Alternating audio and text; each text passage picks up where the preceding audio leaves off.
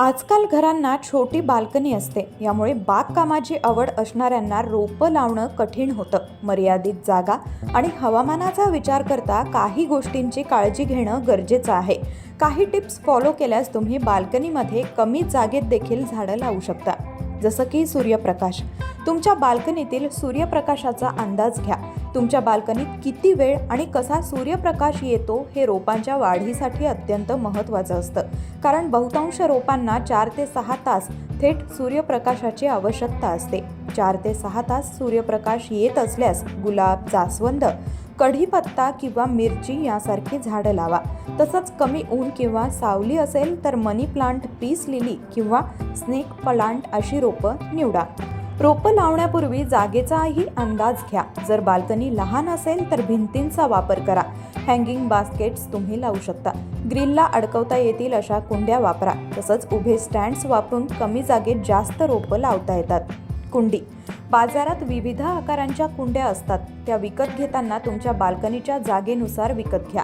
जास्त ताण येऊ नये म्हणून मातीच्या कुंड्यांऐवजी प्लास्टिक किंवा फायबरच्या कुंड्या वापरा.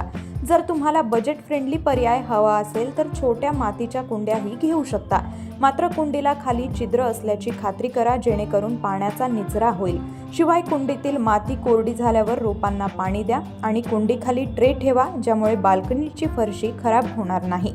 सुरुवातीला तुळस, कोथिंबीर, कढीपत्त्यासारखी रोपं लावा, कारण त्यांना जास्त देखभालीची आवश्यकता नसते. जर तुम्हाला फुलांचं रोप हवं असेल तर झेंडू, सदाफुलीही लावू शकता. पालक, मेथीसारख्या पालेभाज्याही छोट्या कुंडीत लावता येतात. त्यांना जास्त पाणी आणि सूर्यप्रकाशाची गरज नसते.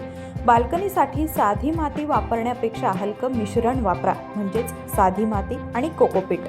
त्यात शेणखत किंवा गांडूळ खत मिसळा. कोकोपीटमुळे ओलावा टिकून राहतो. दर 2 आठवड्यांनी कंपोस्ट किंवा सेंद्रिय खत घालू शकता. तसंच रोपांसाठी वापरलेली चहाची पत्ती ही नैसर्गिक बूस्टर ठरते.